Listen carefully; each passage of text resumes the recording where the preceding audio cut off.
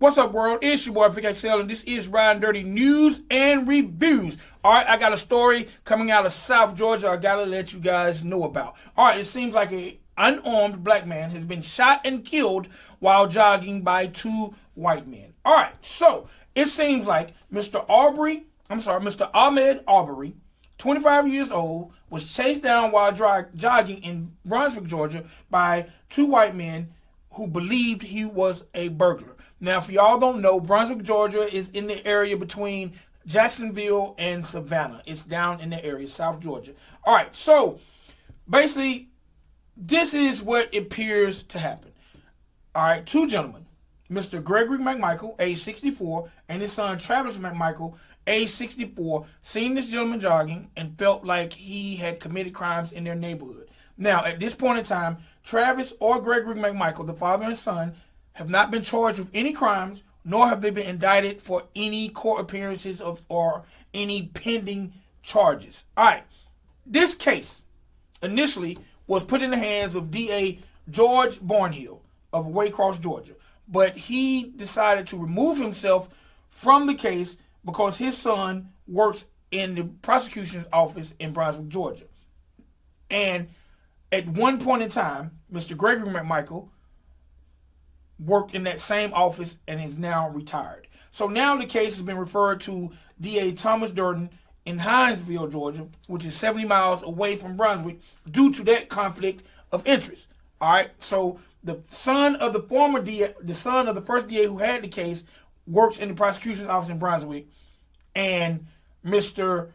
George McMichael retired from that office. So at some point in time, they worked together, and the initial DA felt like that he couldn't give it a proper investigation because he might be biased because he has ties and dealings with that gentleman. But let's make a note that he did, in his account of the situation and on the things that he investigated, he did tell police and make memos stating that he felt like the McMichaels should not be charged or indicted under any circumstances because they had probable cause for this situation to turn out the way it did.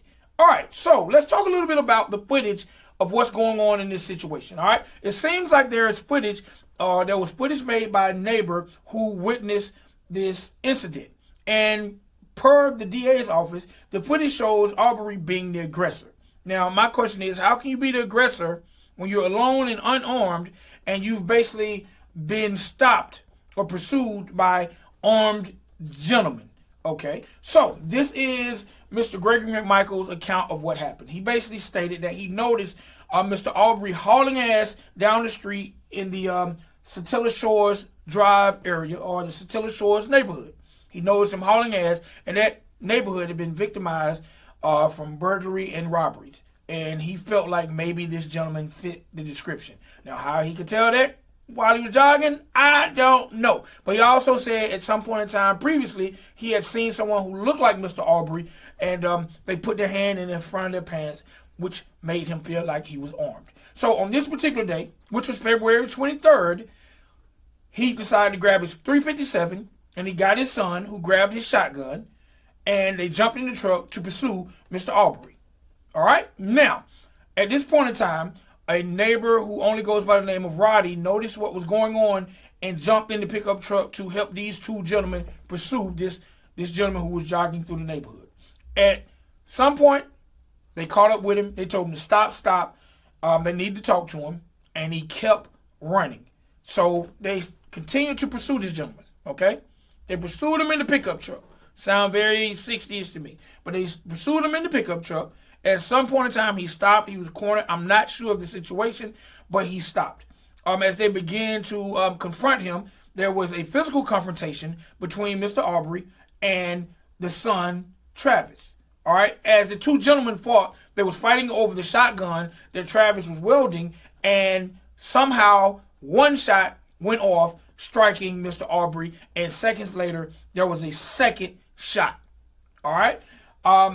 Gregory McMichael said when they rolled Mr. Arbery over to check for his vital signs, they did not notice a weapon, or maybe at some point in time he had a weapon and dished it. But at the point of the execution, no weapon was noticed, and there has not been a weapon found on the scene of this incident.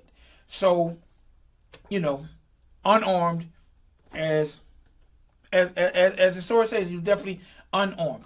All right, so these are some things about this situation that bother me, and I just want to speak on. You know what? Let me get back a little bit more about the family and Mr. Ahmaud Arbery. All right, Ahmaud Arbery was 25 years old. He was a former high school football player, and he was an avid health buff. His family says he often jogged through neighborhoods, and he definitely jogged through that Satilla Shores neighborhood. And a lot of times, he said there are some homes that are being renovated. He actually ran through the homes that had no doors or no windows, like a obstacle course or something like that. But he definitely frequented this area to jog. Now, there is no record, no criminal background, or no record stating that Mr. Ahmaud Arbery had been in any type of trouble in this community, in this area. There's no charges. There's no investigation saying that he was even a suspect of any burglaries in this area. None. Just a black man running, jogging. And I guess they felt threatened or felt like that made him a suspect. All right, so the family of Mr. Arbery wants this case to be taken over by the Georgia Bureaus of Investigation. They definitely feel like, his mother definitely feel like he's a victim of racial violence. They definitely feel like there won't be a proper or fair investigation in Brunswick, Georgia, seeing that most of the people in the higher places or the areas of authority know each other. They don't feel like they'll get a proper investigation. And they also feel like due to COVID-19 that this thing will kind of get just swept under the rug because the whole nation is looking in the direction of COVID-19 and the coronavirus. Now, I did mention this situation happened February 23rd. At this point in time, no charges, no one indicted, nothing like that. Just an unarmed 25-year-old African-American killed while jogging. Now, they say he was acting aggressive. Now, this is just my question for everybody out there. If you were approached by 3 gentlemen of any race and 2 were wielding weapons, do you feel like you would be aggressive? Because at this point in time, if you're unarmed and they're armed, you feel like your life is in danger. So I don't know any way to act if someone pursued me in a pickup truck and had weapons once they stopped me, other than aggressive, or I'll be trying to get the hell out of there. Now, Gregory McMichael said he noticed this gentleman hauling ass. Well, I think jogging and running, definitely hauling ass. And he's 64, this gentleman's 25. I'm sure any pace is a pace of hauling ass to him. So I don't know what him running has to do with the case. He didn't see him running with no furniture. He didn't see him running with no items. He didn't see him running with anything that might have been stolen. So my question is, what gives these gentlemen the right to even stop this gentleman to question him in the first place? They're not authorities. They did not identify themselves as authorities. They're not police. There's no warrants on this gentleman. Just because he was an African-American running in their community, they felt like he fit the description of someone who supposedly had been breaking in the homes in this Satilla Shores neighborhood. Now, again, I say this all the time.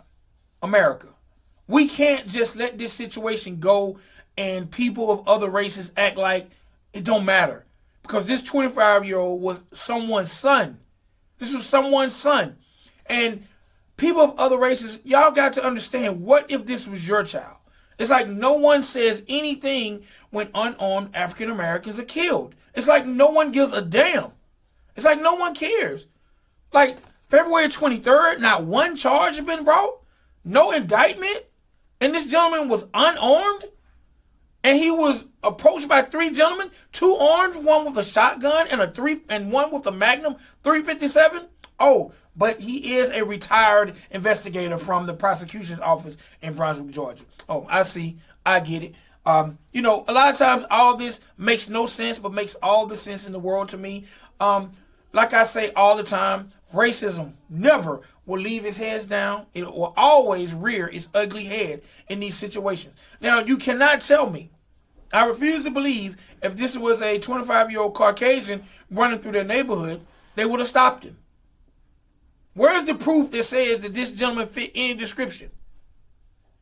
Where are the ballistics? Where is the evidence? What made these gentlemen stop this gentleman? What made these gentlemen feel like they both needed weapons? Someone, like, the madness has to stop. Like, people are killing our babies, man. They're killing our babies, and there's no punishment, not even a slap on the wrist. These two gentlemen are at home now sleeping, enjoying quarantine time, enjoying their lives, while the mother of Mr. Ahmaud Arbery is grieving the loss of her son, and she has no answers. When will this madness stop? When will the madness stop? I don't know. It's your boy Vic XL. Y'all please tell me how y'all feel about this situation. If y'all have any more insight on this situation, just let me know just in my comments area how you feel about the world and where we stand when it comes to race relations and racial related crimes. Again, it's your boy Vic XL. This is Riding Dirty News and Views. Let's talk about it. Peace.